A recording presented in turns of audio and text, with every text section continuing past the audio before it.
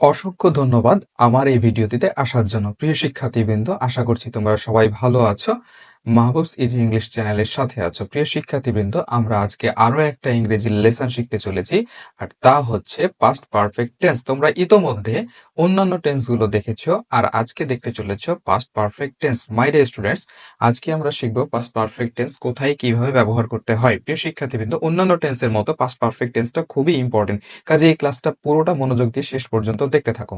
প্রিয় শিক্ষার্থীবৃন্দ, আমরা আজকে পাস্ট পারফেক্ট টেন্সের অ্যাফার্মেটিভ গঠনটা দেখব। পাস্ট পারফেক্ট টেন্সের অ্যাফার্মেটিভ গঠনটা কিরকম?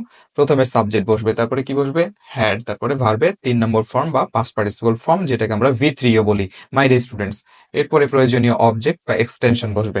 এবার একটা এক্সাম্পল দেখি। The students stood up after the teacher had entered the classroom.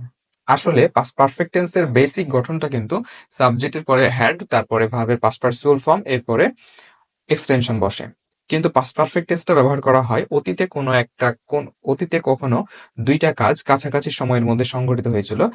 এরকম ক্ষেত্রে পূর্বে সংঘটিত কাজটি, অর্থাৎ যে কাজটি আগে ঘটেছিল, এই কাজটিকে পাস্ট পারফেক্ট টেন্সে নিতে হয় এবং পরের কাজটিকে পাস্ট ইনডিফিনিট টেন্সে নিতে হয়। এক্ষেত্রে আমরা আফটার এবং বিফোর ব্যবহার করে থাকি লিঙ্কার হিসেবে। ওকে, উদাহরণটা খেয়াল করো। The students stood up after the teacher had entered the classroom. এখানে দুইটা কাজ হয়েছে। এক, শিক্ষার্থীদের দাঁড়িয়ে যাওয়া এবং শিক্ষকের শ্রেণীকক্ষে প্রবেশ করা। এর মধ্যে যে কাজটা আগে হয়েছে সেটা পাস্ট পারফেক্ট টেন্স হবে। এখানে কোন কাজটা আগে হয়েছে প্রিয় শিক্ষার্থীবৃন্দ? শিক্ষকের শ্রেণীকক্ষে প্রবেশ করা।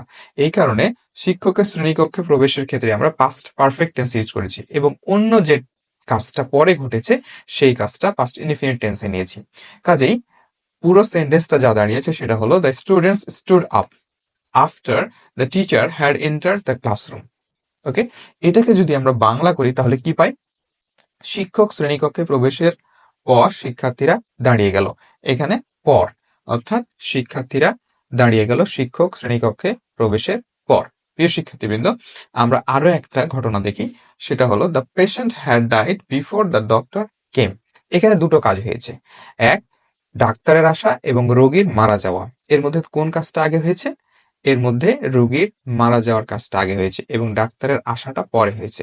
সেক্ষেত্রে আমরা যদি বিফোর ইউজ করি, বিফোরের পূর্বে আমাদের পাস্ট পারফেক্ট টেন্স ইউজ করতে হবে। সো সেন্টেন্সটা যা দাঁড়ায় সেটা হলো the patient had died before the doctor came. তাহলে বিফোর দ্য ডক্টর কেম এটা আমরা পাস্ট ইনডিফিনিট টেন্সে নিয়েছি, অর্থাৎ যে কাজটা পরে ঘটবে সেই কাজটা পাস্ট ইনডিফিনিট টেন্সে নিতে হবে এবং যে কাজটা আগে ঘটবে সেই কাজটা পাস্ট পারফেক্ট টেন্সে নিতে হবে। এই জন্য ফাইনাল সেন্টেন্সটা হয়েছে the patient had died before the doctor came, অর্থাৎ বাংলা বাক্যটা হলো ডাক্তার আসার পূর্বে রোগীটি মারা গেল। প্রিয় শিক্ষার্থীবৃন্দ, এরকম আমরা অনেক সিচুয়েশন পাই যেগুলো অতীতে দুইটা কাজ কাছাকাছি সময়ের মধ্যে সংঘটিত হয়েছে এবং পূর্বে সংঘটিত হওয়া কাজটিকে পাস্ট পারফেক্ট টেন্সে নিতে হবে এবং অন্য কাজটিকে পাস্ট ইনডিফিনিট টেন্সে নিতে হবে। এবং এক্ষেত্রে আমাদের মনে রাখতে হবে যে প্রয়োজনীয় লিঙ্কিং ওয়ার্ড বা হচ্ছে কানেক্টর ইউজ করতে হবে, সেটা হলো বিফোর এবং আফটার, বা অনেক সময় ভিন্ন, হোয়েন, এই টাইপের কানেক্টিং ওয়ার্ডও ইউজ হতে পারে, লিঙ্কিং ওয়ার্ড ইউজ হতে পারে। মাই ডিয়ার স্টুডেন্টস, সো আশা করি পাস্ট পারফেক্ট টেন্স তোমাদের কাছে খুবই ক্লিয়ার। তোমরা এরকম করে আরো নতুন নতুন কয়েকটা সেন্টেন্স তৈরি করো যে অতীতে কখনো দুইটা কাজ কাছাকাছি সময়ের মধ্যে সংঘটিত হয়েছিল, তাহলে তোমরা এই টেন্স সম্পর্কে ধারণা পেয়ে যাবে পুরোপুরি। মাই ডিয়ার স্টুডেন্টস, আমরা অন্যান্য টেন্সের ক্ষেত্রে অ্যাফার্মেটিভ, নেগেটিভ অ্যান্ড ইন্টারোগেটিভ এবং নেগেটিভ ইন্টারোগেটিভ শিখেছি।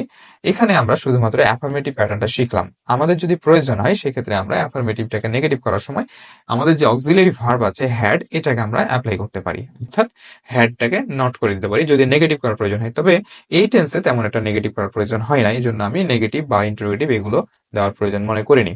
ওকে, সো পাস্ট পারফেক্ট টেন্সটা এতটুকুই। প্রিয় শিক্ষার্থীবৃন্দ, আমরা আগামী ক্লাসে আরো অন্য কোনো টেন্স নিয়ে আলোচনা করবো।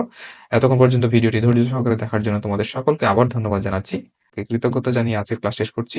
সকলকে অসংখ্য ধন্যবাদ। আসসালামু আলাইকুম।